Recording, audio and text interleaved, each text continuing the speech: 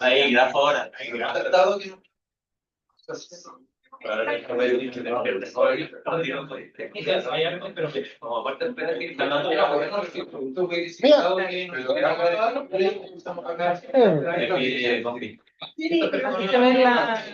Ah, no, perfecto.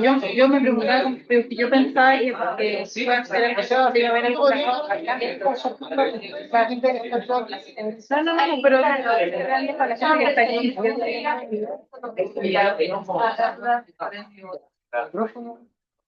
Micrófono no, porque ah, no.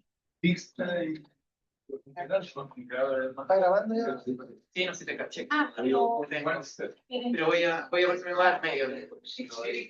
No, no, por eso cuando la gente llega, ¿Cerrado? Sí. Voy a poner.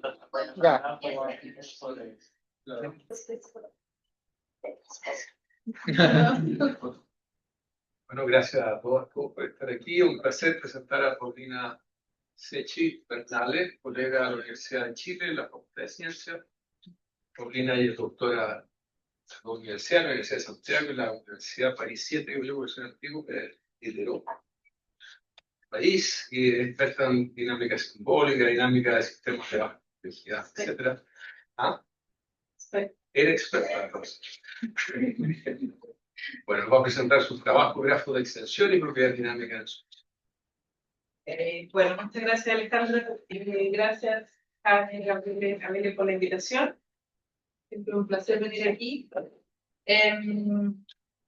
Entonces, claro, esta charla es en el contexto de dinámica simbólica. Yo sé que aquí bastantes personas están familiarizadas con el sistema.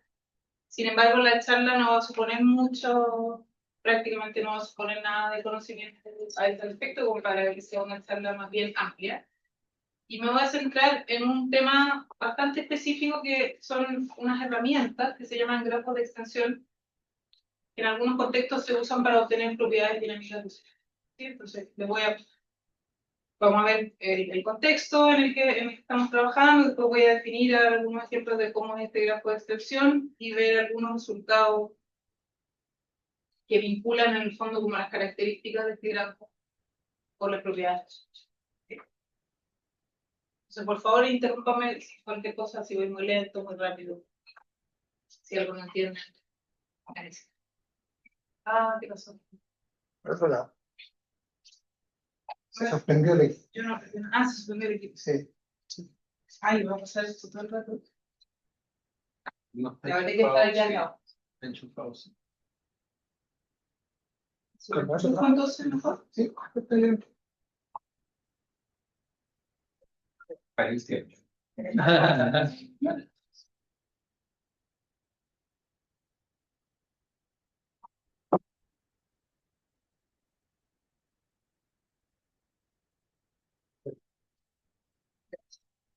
Ya, entonces, basta. Ahora no funciona.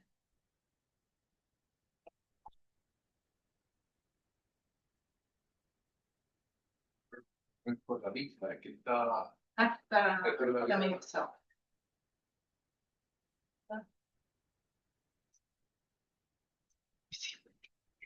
Ahí sí, ya. Entonces, este es el contexto general, ¿cierto? Un sistema dinámico, grosso modo, es cualquier cosa, cualquier conjunto con alguna estructura y una acción de grupo que preserva esa estructura, ¿cierto? Pero nosotros nos vamos a restringir a acciones de Z. Entonces, vamos a considerar sistemas dinámicos topológicos, que son, bueno, este par XT, donde X va a ser un espacio métrico compacto, y T va a ser un homomorfismo sobre, ¿cierto? Entonces nos interesa ver cómo evoluciona X bajo la acción de T asintótica. Y también vamos a considerar a veces sistemas medibles que son, en vez de considerar espacios métricos compactos y un homomorfismo actuando sobre él, vamos a considerar un espacio de medida. X va a ser entonces un espacio de medida, que es finita por lo general, espacio de realidad. T va a ser ahora una transformación numérica que preserva esa medida. Así que la medida de la primera imagen de un conjunto es igual a la medida. ¿sí? Para cualquier conjunto en la decimal quebrante. Y a veces también vamos a hacer interactuar esas dos cosas. Que si tenemos un espacio topológico, entonces siempre podemos pensar en la decimal kerragoriana en ese X. Si es que mu es una medida en esa decimal álgebra, y T es un homomorfismo que preserva mu, entonces el par XT no nos queda ahí. O sea, la tres tupla XT mu es a la vez un sistema dinámico topológico y un sistema dinámico medido. ¿Sí? Entonces, esas cosas a veces van a interactuar y vamos a ver excepciones. Y por lo general nos vamos a restringir a sistemas que son minimales, ¿sí? Es decir, que no admiten subsistemas que sean cerrados invariantes a menos que sean triviales. ¿Sí? Así uno tiene un conjunto del sistema que es cerrado y que además es invariante para el homomorfismo T, entonces necesariamente o es nada o es todo. ¿Sí? Son como los átomos más esenciales de los sistemas dinámicos. Y esa condición es equivalente a que todos los puntos tengan órbitas de S. La órbita es simplemente, ustedes ya saben esto, pero es simplemente el conjunto de todas las trayectorias de la. Entonces vamos a considerar esencialmente sistemas minimales. Y ahora vamos a lo simbólico, ¿cierto? Porque eso es completamente general. Ahora vamos a considerar un determinado espacio X que es bien específico, que son secuencias, ¿ya? Entonces vamos a tomar un conjunto finito, A, que le llamamos alfabeto, con cardinal al menos 2 para que no sea tan fome, y vamos a considerar palabras infinitas, que son sucesiones en el fondo, pero en dinámica simbólica se usa esta notación como robada de Computer Science, que es como escribir las sucesiones como concatenación infinita, izquierda y derecha, se les llama palabras infinitas, ¿sí? Nosotros las vamos a considerar más bien bi-infinitas, ¿sí? Como secuencias de símbolos indexadas por Z. Es más cómodo para efectos de la dinámica, pero también se podría considerar infinitas hacia la derecha. Entonces, vamos a considerar como conjunto este conjunto de aquí, todas las secuencias que viven ahí, eso, y lo vamos a dotar de la topología producto de, o sea, en cada copia de A, uno considera la topología discreta, conjunto finito, la topología de los subconjuntos, y después en el producto de cardinal de Z veces A, ponemos la topología de producto, y eso es un espacio métrico compacto. ¿Sí? ¿Cuál va a ser el homomorfismo T que vamos a considerar ahí? Lo que se llama el shift, que consiste en agarrar una secuencia y mover el 0, mover el 0 una posición hacia la izquierda, derecha, hacia la derecha, mover la secuencia hacia la izquierda.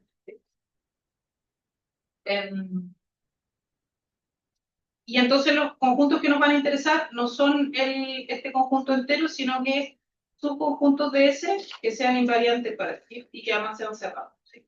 Esos son sistemas dinámicos topológicos que los llamamos por general subshifts en el alfabeto básico. ¿Sí? Bueno, y el entero también es un subshift en un caso particular y se llama el full shift. ¿Ya? Entonces los subshifts son originalmente se llaman también sistemas simbólicos y corresponden a codificaciones de sistemas continuos, ¿cierto? Entonces son sistemas que de alguna manera codifican otros sistemas más generales con la esperanza de que estas codificaciones que pueden ser más tratables den información sobre el sistema original que se está codificando, como el origen de la dinámica simbólica. Ya. Entonces, como acá tenemos, como los elementos de nuestro conjunto, de nuestro sistema dinámico son palabras infinitas hacia ambos lados, y la cantidad de símbolos es una cantidad infinita, entonces van a aparecer muchas nociones combinatorias que van a jugar un rol en las propiedades del sistema. ¿Sí? De esas nociones combinatorias voy a hablar un poquito. La primera es lenguaje. ¿Sí? Entonces, cuando uno puede pensar en este monoide A estrella, que son todas las palabras finitas, o sea, todas las concatenaciones finitas de símbolos en el alfabeto A. Es un monoide, ¿cierto? Por la concatenación, y el neutro de ese monoide es lo que se llama la palabra vacía, como la palabra que no tiene ni una letra. Y cuando uno considera entonces ahora una secuencia, ahí debería decir Z, una secuencia biinfinita, o sea, una palabra infinita, se le llama factor a un pedacito finito que aparezca en ese X. ¿Sí? A una palabra finita que se dice ahí aparece en X. Aparece quiere decir que hay un índice K, o sea, un índice J, tal que entre J y K, para un mayor que J, yo veo W. ¿Sí? Es como una apariencia local de X. Entonces yo me puedo preguntar, dada una secuencia infinita, ¿cómo son todas las palabras finitas que aparecen en esa palabra? ¿Sí? Todos los factores. O me puedo preguntar, dado un subchip, tomo el conjunto de todas las palabras, o sea, de todas las secuencias que pertenecen a ese subchip, y digo cuáles son todas las palabras finitas que aparecen en cualquiera, en todos los elementos de mi subchip X grande. ¿Sí? Esas dos cosas se llaman lenguaje. Lenguaje de la secuencia o lenguaje del subchip en general. Ya. Y, si es que el X es minimal, como les decía yo antes, si todas las órbitas son densas en el subchip, entonces todas las palabras tienen el mismo lenguaje. En ese caso, estudiar el lenguaje del subchip es lo mismo que estudiar el lenguaje de una palabra, o sea, de una secuencia perfecta. Ya, y entonces aquí voy a definir lo que es el grafo de extensión. Si usted se fija, necesito muy poquitas nociones para definir lo que es el grafo de extensión. Solamente necesito saber lo que es el lenguaje. ¿Ya? Se consideren un subchip cualquiera. Y vamos a tomar dos copias del alfabeto, pero una la vamos a pensar como una copia a la izquierda y la otra como una copia a la derecha. Dos copias biyectivas. ¿Ya? Entonces, ustedes tienen un alfabeto, por ejemplo, A, B. Entonces vamos a poner una A y una B aquí. Este va a ser el A, L. Y una A y una B acá. Este va a ser un A, L. Y ahora, para una palabra que esté en el lenguaje de ese subchip, vamos a considerar las letritas que yo puedo ver a la izquierda de esa palabra o a la derecha de esa palabra. Entonces, eso me va a permitir definir un grafo de esa forma que está ahí. Entonces, yo tomo la palabra W y construyo un grafo bipartito no dirigido que tiene, en una parte tiene las letras que yo puedo ver a la izquierda de W, en la otra parte tiene las letras que puedo ver a la derecha de W. Estos son subconjuntos de las copias del alfabeto.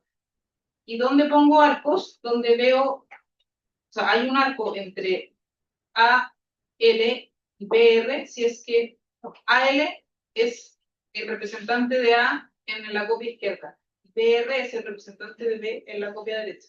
Entonces yo voy a poner un arco entre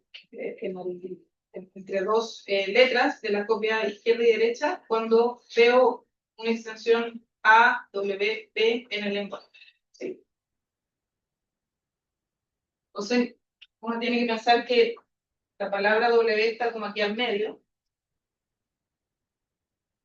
Y por aquí están las formas de extenderla hacia la izquierda, por aquí las formas de extenderla hacia la derecha. O sea, donde yo veo A, W, B, aquí pongo un arco entre ahí.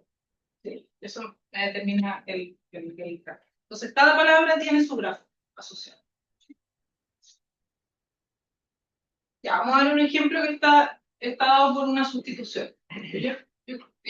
Los subchips, a ver, aquí lo anoté. Una sustitución es simplemente una morfismo, o sea, una regla que toma un alfabeto y a cada letra le asigna una palabra. Entonces, digamos, de A a la estrella, ¿cierto? En este caso, al 0 lo manda la palabra 012, al 1, 1 y al 2, 2, 1, 0. Y eso se extiende por concatenación a una cuestión que toma palabras y devuelve palabras. Si la palabra W es la letra W0, W1, hasta WN-1, entonces esto es concatenar las imágenes.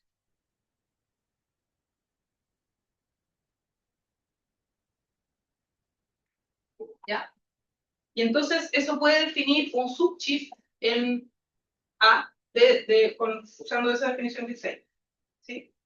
O sea, yo ahora puedo considerar todas las palabras que viven en A a la Z, o sea, todas las palabras infinitas, cuyos factores son pedazos de alguna imagen sigma a la n de A. ¿Sí? Entonces, las palabras que pertenecen a ese subshift son palabras tal que yo veo un W aquí, ese W tiene que estar dentro de un sigma a la n de A para alguna letra A y para alguna N. Ya, entonces, si ustedes piensan, por ejemplo, ¿cuáles son las palabras de largo 2 que yo puedo ver en el subshift sustitutivo generado por esa sustitución? Bueno, lo que tenemos que hacer por la construcción del subshift es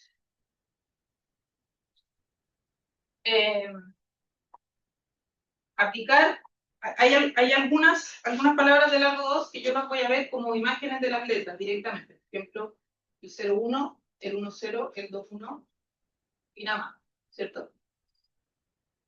Pero también pueden aparecer palabras de largo 2 que correspondan a transiciones entre imágenes de letras, ¿cierto? Entonces, para eso yo tengo que iterar una segunda vez sigma cuadrado de 0, va a ser por definición sigma del 1, 0, y eso es 0, 1, 0, el 1 va a 2, 1, 0, 1, 0.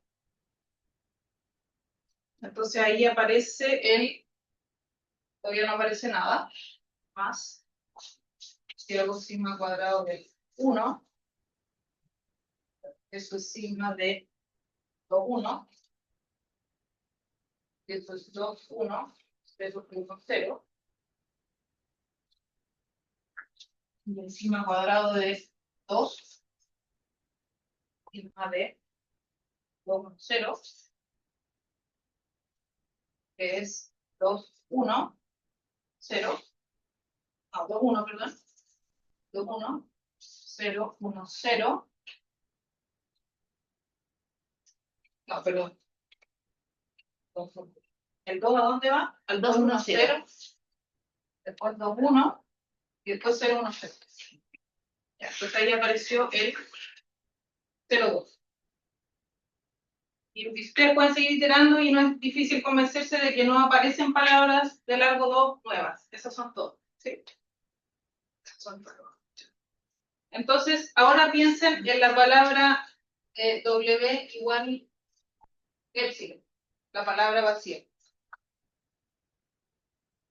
El grafo de extensión de la palabra vacía va a tener justo una copia del alfabeto a la izquierda, una copia del alfabeto a la derecha.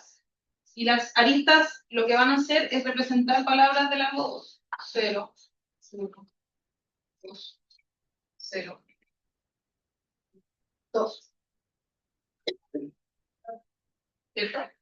Entonces, si yo aquí en medio pongo la palabra vacía, lo que veo como arcos son exactamente las palabras de largo 2. Entonces, ¿qué palabras de largo 2 voy a ver? Voy a ver 0, 1, voy a ver 1, 0, 2, 1 y 0, 2. Entonces, ese es el grafo de extensión de la palabra vacía para este subshift. Sí. Eso. Sí. Eso creo que es lo que puse. En ese caso es una cosa que tiene, bueno, eso lo voy a decir después. Si ustedes piensan en el full shift, por ejemplo, Me perdí un poco justo en la diapositiva anterior, cuando el este shift sustitutivo no es lo mismo que la imagen de tu lenguaje bajo sigma. Tiene menos cosas. Exacto. Ya. Puede tener menos cosas. Sí. Ya. Pueden haber cosas que aparezcan como lenguaje de la sustitución, pero que no aparezcan en ningún punto del lenguaje de sustitución. Okay. En principio puede pasar eso. Ya, entonces lo que le estaba diciendo, si ustedes piensan en el full chip, donde todas las palabras aparecen, entonces todos los grafos de extensión van a tener todo el alfabeto a un lado, todo el alfabeto al otro lado, y todo va a estar conectado con todo, ¿cierto? Porque todo aparece. Pero esos son los sistemas como menos interesantes. Ya, entonces, grosso modo lo que nos interesa es como ver qué nos puede decir las propiedades de este grafo sobre algo del sub.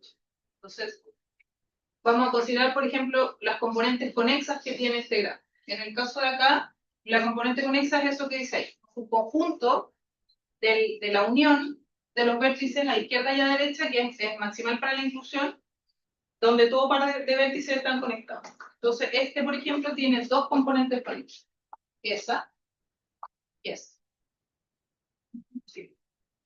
Acuérdense que este grafo no es dirigido. Siempre la copia a la izquierda representa extensiones a la izquierda y la copia a la derecha extensiones a la derecha. Eso es lo que acabo de decir. En el ejemplo anterior, ese tiene dos componentes conexas. Y esta es la pregunta que nos hacemos. Como si es que las propiedades de este grafo nos pueden dar alguna información sobre las propiedades del sujeto. Por ejemplo, ahí puse así como a modo de ejemplo nomás, podría pasar, o no, que todas las palabras tengan grafos acíclicos. ¿Sí? O conexos, o sea, que haya una pura componente conexa. O árbol, o etc. ¿Sí? No sé qué más puede ser. O nada de eso, ¿ya? Entonces, la idea es, si es que pasa algo de esto, ¿qué puedo decir de switch? ¿Puedo decir algo? No puedo decir nada. Una de las primeras conexiones es con la complejidad factorial, que es una función, si ustedes toman un subchip, pueden para cada n contar la cantidad de factores del largo n. Bueno, esto está para una secuencia. Por ejemplo, si ustedes toman una palabra periódica, esta que es la concatenación del 0, 1, 0, 1, 0, 1, 0, 1 infinitas veces, tiene una palabra de largo 0, dos palabras de largo 1, que son las letras del alfabeto, y después no es difícil ver que de largo 3, de largo 4, de todos los largos superiores, sigue teniendo dos palabras. ¿Sí? La que empieza en 0, la que empieza con 0 y la que empieza con 1. Y todo lo demás tiene está únicamente determinado por esa posición inicial, por ese símbolo inicial. ¿Sí? En general, las palabras que son periódicas, o sea, que son concatenaciones de una misma palabra infinitas veces, tienen función de complejidad acotada. Y este teorema lo que nos dice es que si no queremos que una palabra sea periódica, entonces esa función, la función de complejidad, tiene que ser estrictamente creciente. Para un subchip lo mismo, ¿sí? Simplemente contamos cuántos factores de largo n hay ahora en el lenguaje de todo el subchip. Y bueno, como les dije antes, para un subchip minimal todos los lenguajes son iguales, entonces las funciones de complejidad de una secuencia o de subchips enteros coinciden. ¿Sí?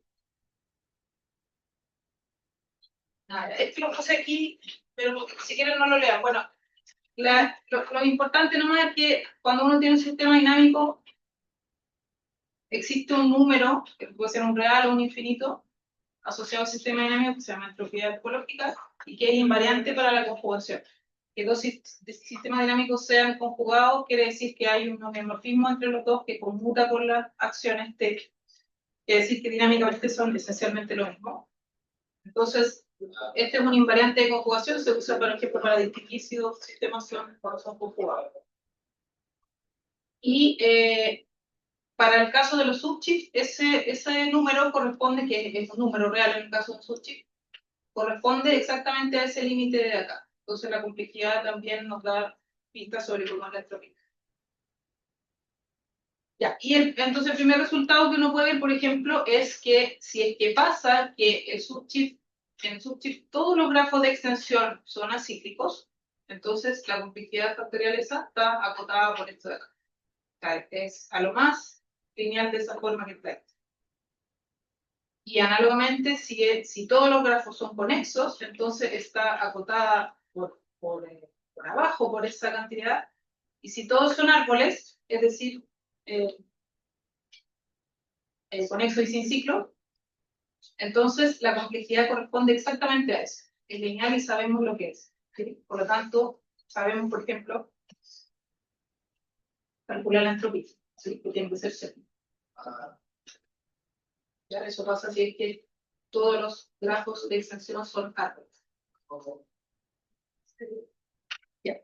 Otra propiedad dinámica interesante de estudiar cuando uno tiene un sistema dinámico topológico son las medidas invariantes, que son lo siguiente. Entonces, cada vez que uno tiene un sistema dinámico topológico, puede pensar si es que existe alguna medida que sea preservada por T. ¿Sí? Esas se llaman medidas invariantes o T invariantes. ¿Sí? Son medidas que están son medidas de probabilidad, que están definidas en la álgebra boreliana de X y que son preservadas por el homeomorfismo T. ¿Sí? Siempre existen. No sé si dije eso. Sí, siempre existe. Ese conjunto, entonces, puede haber una o puede haber muchas. ¿Sí? Se le denota m de xt al conjunto de todas las medidas que sean invariantes para la acción T. Y hay algunas que son especiales porque son ergódicas, ¿sí? Dice una medida boreliana de probabilidad ergódica si es que a los conjuntos que son invariantes por la acción T, o sea, que T de A igual a A, le asigna o bien peso cero o peso 1. Es decir, que como sistema medible no se puede descomponer ese sistema, ¿sí? El sistema ergódico no se puede descomponer de manera material. Entonces, lo que les decía recién, siempre hay medidas invariantes. ¿Sí? Eso es un teorema antiguo de Olivo. Y además uno puede, la geometría de este conjunto es bien interesante porque uno puede identificar cada medida con el funcional dado por la integral en esa medida. ¿Sí? Uno identifica mu con la integral de mu. Entonces, esto es un funcional en el conjunto de las funciones continuas que van de x a r. ¿Sí? Vamos a decir, mu de f es la integral sobre x de este de x. Ya. Y entonces, visto como subconjunto del dual de las funciones continuas de x a r, por la topología de Villaestrella, ese conjunto es compacto, es convexo, y los puntos extremos corresponden exactamente a estas medidas de acá, a las medidas del dual. En realidad es más que un compacto y convexo, es lo que se llama un simplex. Un conjunto compacto y convexo donde cada punto se escribe de manera única como combinación de los puntos externos. Entonces, este conjunto es interesante estudiar porque de alguna manera representa un sistema topológico dado el conjunto de todos los sistemas medibles que están como alojados para ese sistema, en ese sistema topológico. Y es un teorema de Boucher-Nitzan que si la complejidad factorial es baja, en ese sentido de acá, para un sistema minimal, para un subchip minimal. Si la complejidad factorial es baja, entonces ese subchip no puede admitir muchas medidas ergódicas. ¿Sí? O sea, el conjunto este del que les hablé recién tiene una cantidad, en particular una cantidad finita de puntos externos. Entonces ahora imagínense que para un subchip el grafo de extensión de todas las palabras es un árbol.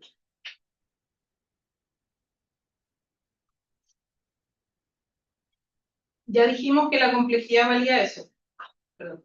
Ya dijimos que la complejidad valía eso, ¿cierto? O sea, la condición de Boucher-Nitzan implica que la cantidad de medidas ergódicas soportadas por ese subchip es a lo más d menos 1.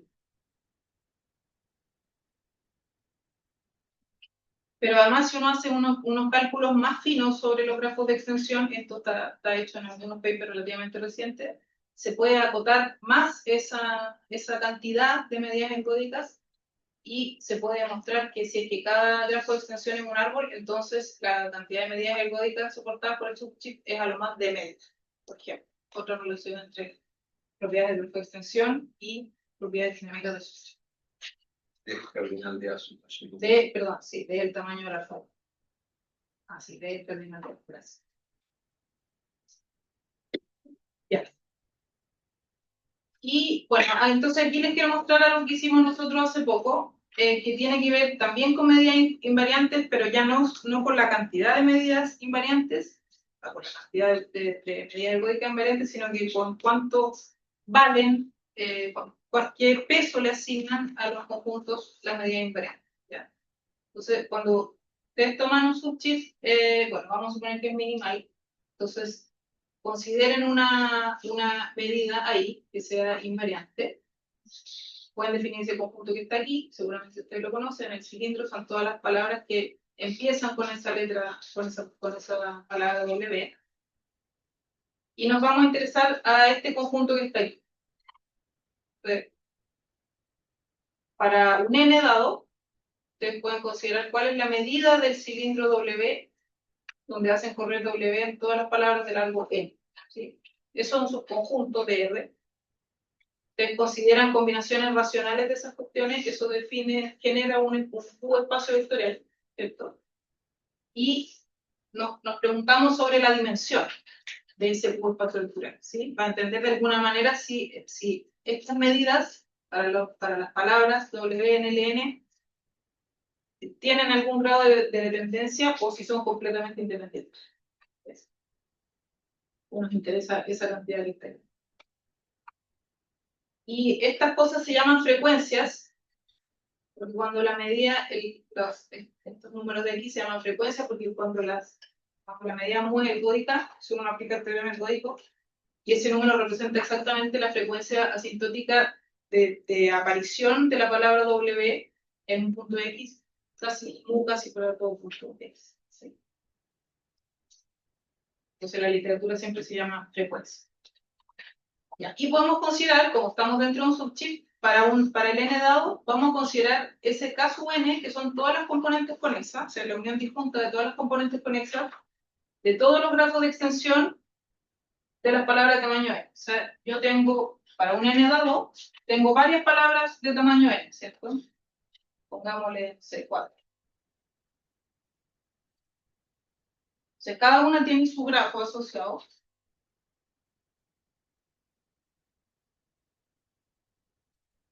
¿Cierto? Y lo que voy a hacer es, el K sub n es la unión de las componentes conexas de todo esto. O sea, esa y esa. ¿Sí? Y lo que mostramos hace poquito con Bastián Espinosa y Valerie Berté es que la cantidad esta del cardinal de esa unión disjunta de componentes conexas da una cota que relaciona la dimensión de ese espacio del que les hablé antes con la complejidad del subchip. ¿Sí? Vamos a que si el subchip es transitivo, que es un poquito menos que minimal, quiere decir que existe una órbita de esa, harto menos que y uno toma una medida invariante, entonces esta cota se tiene para cada n mayor 1. ¿Sí? Ustedes dan vuelta a esa desigualdad.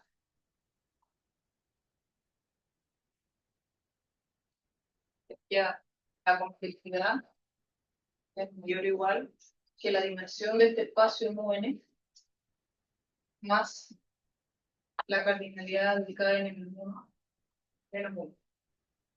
¿Sí?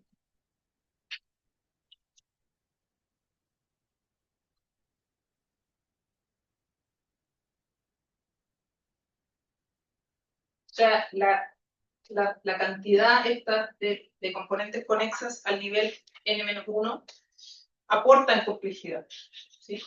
Si es que la dimensión de este espacio está dada, también mientras más independientes son las frecuencias, mayor es la complejidad, y mientras más de estas componentes conexas haya en los grupos de extensión, también mayor es la complejidad. ¿Sí? Y esto es bonito porque recupera un teorema antiguo de Tiedemann que da una cota como en el mismo sentido para la complejidad de un subchip transitivo. ¿Sí? pero él se pregunta sobre las frecuencias de letras, ¿no? ¿Cierto? Entonces él llama T a la dimensión, a la dimensión racional de este conjunto que está aquí, es decir, a la dimensión del curvo espacio-vectorial generado por esas frecuencias, y da una cota más o menos en el mismo sentido. Entonces, uno puede mostrar, yo quiero hacer una demostración porque es muy cortita y para que ustedes vean que es súper sencillo, que con el lema de antes,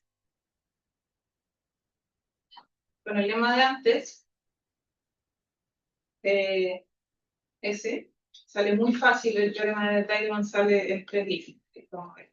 Sí. En general, T, como es la dimensión del mu, 1, y bueno, en general, de mu de las frecuencias de letras se pueden escribir como sumas de frecuencias de palabras más largas. ¿Sí? No es difícil ver eso, entonces siempre uno va a tener esta condición que está acá, simplemente porque hay una inclusión de conjunto. Y además de una observación muy sencilla, que es que en el fondo, si ustedes toman un J cualquiera, la cantidad de componentes conexas de los grafos de extensión a ese nivel, al nivel J-1, es mayor o igual que la cantidad de palabras de la J-1, porque cada palabra, cada grafo de cada palabra tiene por lo menos una componente conexa. Entonces, esta cosa es igual. O sea, esta desigualdad es obvia, ¿cierto? Cada grafo de extensión de una palabra que tiene la J-1 tiene al menos una componente, ¿cierto? Y entonces, si uno aplica el lema anterior decía, entonces aquí voy a tener T para 1, digamos,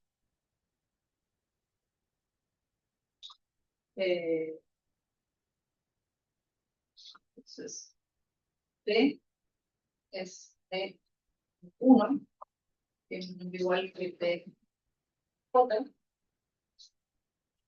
y J era menor o igual que P X J menos J menos 1 más 1, ¿cierto? Y entonces por la observación que hice ahí de que esta cosa es más grande que el PXJ menos 1, me queda PXJ menos PX menos 1 más 1. Y ahora sumo entre 2 y n menos 1. Sumo entre 2 y n menos 1, aquí me va a quedar una suma telescópica. N menos 1, T menor o igual que el último término es Px. En n, no, entre 2 y n, perdón. Entre 2 y n, Px en n menos Px en 1 más n menos 1. Esto es la cantidad de letras que aparece en la palabra de algunos son letras. Entonces esto es el terminal del alfabeto. Y ahí ya estamos, ¿no? Que si paso el n-1 para allá, me va a quedar n-1 factor de menos 1 menor o igual que xn menos a. Y eso es justo lo que dice el talón.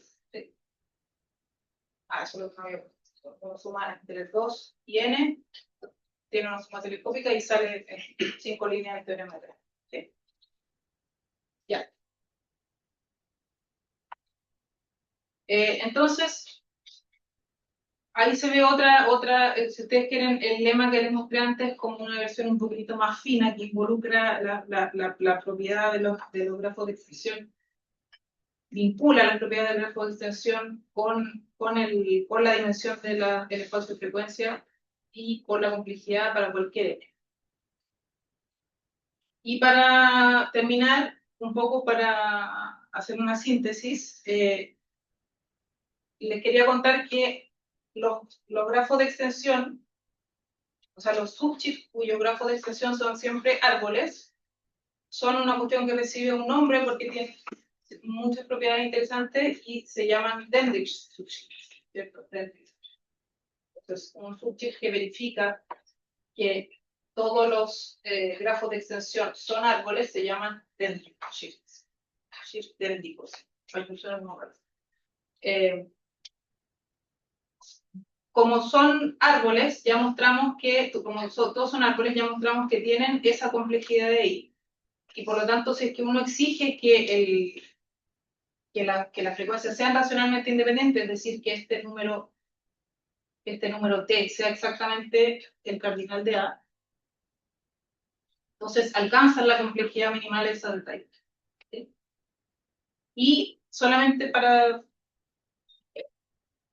comentarles nomás, si ustedes han escuchado hablar, seguro que sí, de los subshifts sturmianos o generalizaciones de los sturmianos, que seguro va algo así, o las definiciones de intercambio de intervalo, todo eso de acá son dendrics. ¿Sí? Todo eso satisfacen que los grafos de extracción de sus palabras son árboles. Y el resultado que les voy a mostrar a continuación es una condición suficiente para hacer uno de estos, shifts. ¿Ya? Y yo acá les he hablado de unas poquitas propiedades que se desprenden del hecho de que los grafos de extensión sean árboles, pero en realidad hay muchas más, ¿sí? Que tienen relación con estas cosas distintas. Entonces, ya es interesante saber si hay alguna condición suficiente para que un shift sea de. Este teorema lo que da es una condición suficiente para que el shift sea déndrico. Nosotros lo probamos usando el mismo lema que les mostré recién con Bastián y Valéry. Y entiendo que también hay una prueba de Melodía Andrew con Julien Cassagne, pero no está escrita en ninguna parte, entonces por eso no le pongo año. Lo que dice es que si ustedes toman un subchip transitivo, una medida invariante, y consideran la dimensión racional de el generado por las frecuencias de letras, si es que la complejidad minimal de Tiedemann se alcanza y además las frecuencias son independientes, entonces el subchip es déndrico. ¿Sí? Ya sabemos que si el subchip es déndrico y las frecuencias son independientes, entonces la complejidad mínima se alcanza. Esto lo que dice es como si las otras dos condiciones se satisfacen, entonces el subchip tiene que ser infinito. ¿Ya? El recíproco es falso, porque hay subchips déndricos, notablemente los intercambios de intervalos, que pueden tener frecuencias racionalmente dependientes, sin embargo, igual son déndricos. Entonces sabemos que el recíproco es falso. Ya. ¿Se puede interrumpir con cambio de intervalos de más de cuántos? ¿De cuatro intervalos? De 4, claro.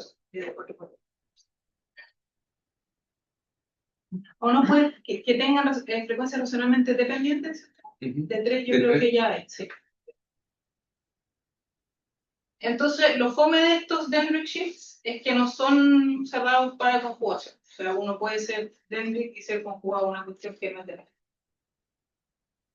Los que sí son cerrados para conjugación son una generalización de eso que definieron Dominique Perrin con Francesco Olce, que se llaman eventual dendric shifts. Que en el fondo que no necesariamente todos los grafos de extensión son árboles, pero para todas las palabras a partir de un cierto largo, que se llama aquí M, sí son árboles. Entonces, por ejemplo, la complejidad sí es eventualmente lineal y tienen algunas propiedades que también son interesantes. Pero lo más importante que tienen es que sí son cerrados para conjugación. Esta es como la buena familia a considerar, y de ahí hay menos cosas que se saben. Algunas se heredan de ser eventualmente idénticos, otras no se heredan. Entonces es un tema interesante de seguir investigando. Eso es todo lo que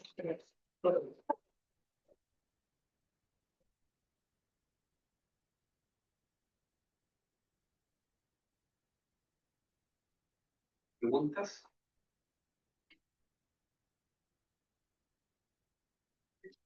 Una consulta respecto a este grafo de extensión. ¿Cuánto caracteriza el shift en sí mismo? O sea, si yo tengo todos los grafos de extensión, por ejemplo, ¿soy capaz de recuperar el shift? Bueno, esa es justamente la pregunta. Hay algunas propiedades de los grafos de extensión hablan sobre propiedades del shift, pero claro, en realidad si tú los conoces todos, específicamente, en realidad conoces el shift, porque el grafo de extensión refleja exactamente cómo es el lenguaje del shift. ¿Sí? Entonces tienes que conocer la palabra. Primero tienes que conocer, para el grafo de extensión tienes que conocer la palabra, ¿cierto?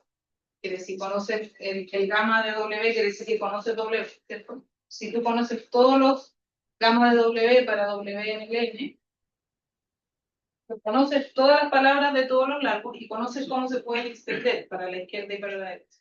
No sé si, grosso modo, sí es como que hay una división entre conocer todos los grafos y conocer el lenguaje. El lenguaje determina completamente eso. Sí, y otra consulta respecto a conexidades más fuertes, como 2, 3 conexidades, ¿te implica algo respecto a la serie? Esa es una buena pregunta. Yo no sé mucho de teoría de grafos y lo único que sé hasta ahora es como qué significa que una cosa sea conexa, acíclica o un árbol, pero esa es una pregunta que me gustaría claro. Entonces, si es que formas más fuertes de conexidad dicen algo sobre las propiedades, pero no sé.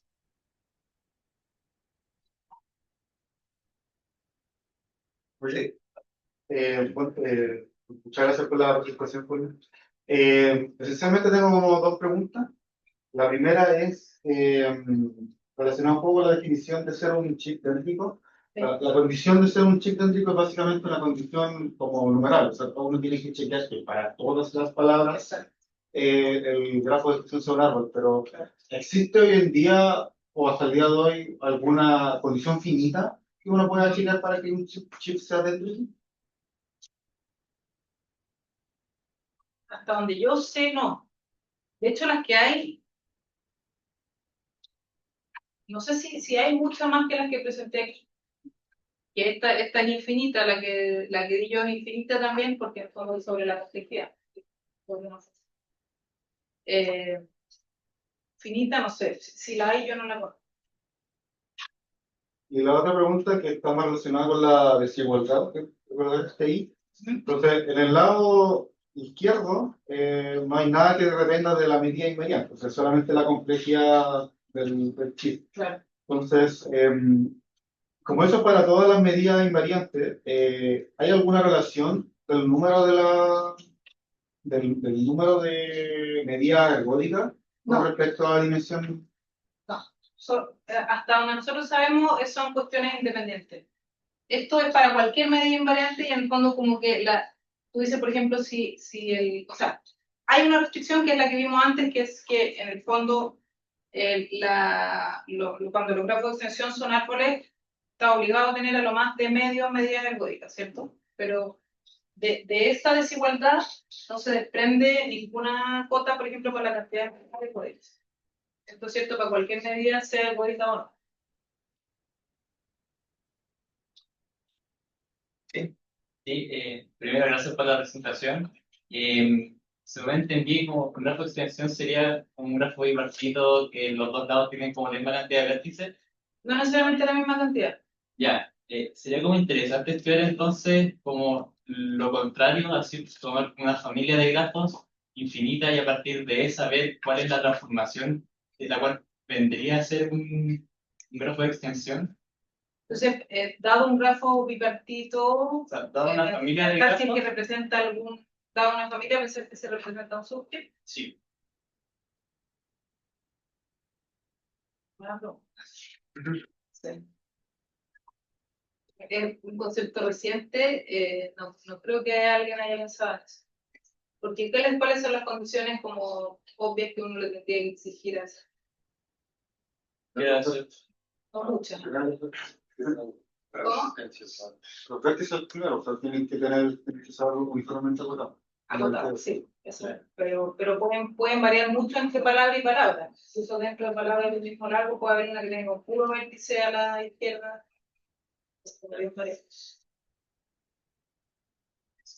Sí. Gracias por la presentación. Tengo dudas respecto a las medidas que alcanzan, puede hacer la desigualdad que existe ahí. Si existen, dice que son interesantes para el estudiante. Ah, No sé si lo mencionaste y no lo... no lo mencioné y no lo hemos pensado porque para esa dices tú. Claro. ¿Cuándo es cierto que D mu n sea exactamente P que n menos P? Bueno, estoy pensando, son unas preguntas. No, esta no lo hemos pensado. Tenemos una pregunta natural en realidad. preguntas? Me voy con un tiempo. Yo tengo 4 preguntas de las cuales hicimos dos. Con tan mala memoria que el grafo de extensión tiene un cierto orden, los vértices Claro. uno representa la izquierda de la derecha, se extiende la balada. Sí. Y podría estudiarse como, sin que sea bipartito, que sea como las aristas tengan dirección y la dirección representa. Bueno, el otro grafo que estudia mucho es otro grafo que se llama el grafo de Rossi, que también estudia el lenguaje. En el fondo ahí los vértices son palabras de largo n. Entonces uno toma 2 palabras de largo n y pone ahí sí una flecha dirigida de U a B si es que uno ve una palabra de largo n más 1 donde el prefijo es U y el sufijo es B. Entonces esa es como la versión dirigida del grafo de extensión. Y ahí es más natural ver, por ejemplo, lo que significa un ciclo. En el grafo de extensión, como que no es muy claro qué es lo que significa un ciclo, ¿sí? Significa como que uno puede tener extensiones a izquierda y derecha que sean como compatibles. Pero aquí, en este otro grafo, sí es claro que lo que significa ver una palabra de periodo. Es un poco más amigable en la discusión. Yo no me acuerdo. Los grafos de extensión dicen algo de la letra débil, la ferida, algún paper, ¿no? O alguien. Tengo propiedades dinámicas un poco más. Hay cuestiones para valores propios, sí, cotas sobre valores propios. Sí, también tienen alguna. No me acuerdo en este momento. Pero en que muere, algo tiene de valores propios ahí de muere, pero. Exacto, sí. Pero no sé si se puede decir algo. Si propiedades más estructurales del sistema no se han metido con eso. No, nosotros estamos viendo cuestiones que tienen que ver con valores propios también, pero no sé si solamente a partir de eso de extensión se puede decir algo muy sin involucrar otras cosas como panas. Es decir, el grafo como mágico, digamos, sirve con varias cosas. La otra Claro, tenía que ver con la igualdad que decía Dylan. Porque hace tiempo uno está con la buscando igualdad, cosas sí. que sean iguales. ¿Qué le puede Sí, faltar? Entonces sí. mi pregunta es más bien por la desigualdad que ponían desde el medio. La Braina y Pansiri, no me acuerdo qué más, hicieron el teorema para medidas genéricas. Entonces uno se dio cuenta que pueden haber más medidas genéricas que el código. Entonces, no sé si alguien ha pensado con medidas genéricas tratar de llegar a la igualdad. Acá dices tú. Claro, claro, porque eso es chico. Entonces, pero las genéricas son un poco más grandes. Claro. ¿No? Son como pequeñas. ¿Sabes si alguien ha... Yo creo que sí. Yo creo que hay gente como Dampron y Keshes, hay gringos que yo creo que trabajan en eso. Tenía más preguntas, pero tengo otra más porque esto es muy multidimensional. Mi pregunta es que no sé, recuerdo. Siempre dice la cosmología, no sé qué cosa le gusta más. La pregunta es si cuando lo hace en Z2, dado que está Christopher acá, ¿alguien ha pensado no sé, los hipergrafos de extensión, si tiene su shift en más dimensiones? Claro, porque en una dimensión funciona súper bien porque no conecta. Claro. Los bordes, está en el borde del nombre. ¿No has visto Yo ni eso? siquiera sé lo que es un hipergrafo. No sé, yo inventé algo que conecta, es decir, conecta mucho más. Tiene una... Sí. No, yo sospecho que no. Porque este es un fenómeno unidimensional. Sí, sí. No sé bien cuánto si hay una limitación realmente estructural ahí o si se podría pensar en algún análogo para ciencia.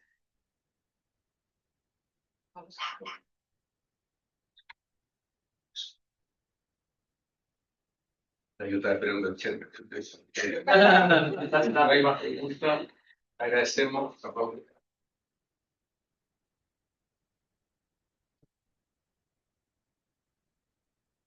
Y entiendo que están todos cordialmente invitados a un cóctel. No fue por lo que vinieron.